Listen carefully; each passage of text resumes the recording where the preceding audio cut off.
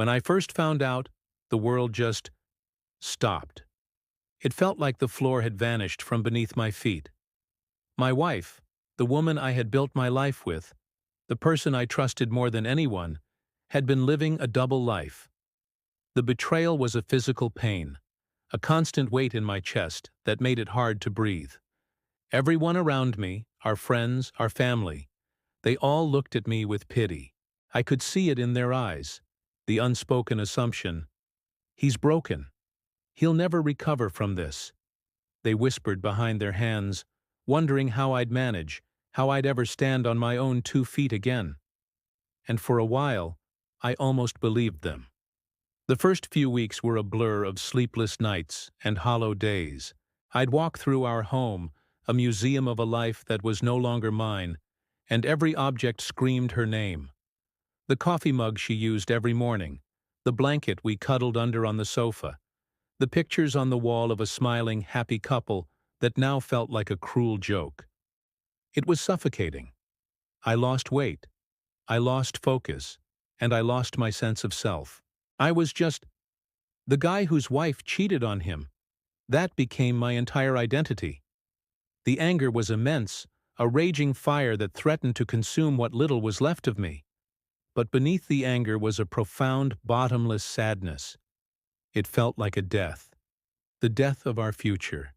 The death of the man I thought I was. I hit rock bottom, staring at the shattered pieces of my life, with no idea how to even begin picking them up. One morning, I woke up and looked at my reflection. I didn't recognize the exhausted, defeated man staring back at me. A switch flipped. I was tired of being the victim. I was tired of letting her actions define my existence. This wasn't the end of my story. It was just the end of a chapter. I decided right then and there that I would not fall apart. I would rebuild. And I wouldn't just rebuild what I had. I would build something stronger, something better, something that was entirely my own. The first step was the hardest: acceptance. I had to accept that the life I had planned was gone. It was a painful, gut-wrenching process, but it was necessary. I started by boxing up everything that reminded me of her. It was my way of clearing out the old to make space for the new. It was a symbolic act, but it felt powerful. With a clean slate, I started focusing on myself for the first time in years. I had always wanted to get back in shape, so I joined a gym. The physical exertion was a release. Every drop of sweat felt like I was washing away the pain and the anger. I started eating healthier, not as a chore, but as an act of self-respect. I was fueling my body, preparing it for the new life I was building. Slowly, the man in the mirror began to change. He looked stronger, more determined. I started reconnecting with old friends, the ones I had drifted away from during my marriage.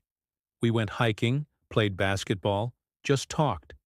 It reminded me who I was outside of that relationship.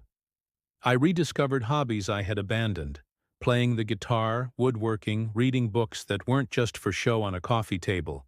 Each note I played, each piece of wood I shaped, felt like I was rebuilding my own soul, piece by piece. As my confidence grew, I decided to tackle my career. I'd been stagnant for years, comfortable, but unfulfilled. I took a risk and enrolled in a professional development course I'd been putting off. It was challenging, but it ignited a passion I thought I'd lost. I started networking, putting myself out there, and soon a new opportunity arose. It was a promotion, a bigger role with more responsibility. It was terrifying, but I said yes. I poured all the energy that I once wasted on heartbreak into my work. My focus was sharp, my creativity was flowing, and my colleagues noticed. I wasn't just surviving anymore, I was thriving. My success wasn't about proving anything to her or to anyone else.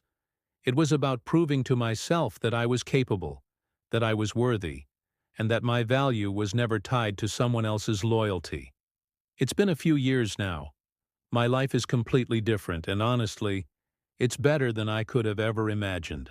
I have a job that I love, a strong circle of friends who support me, and a deep sense of peace and self-worth.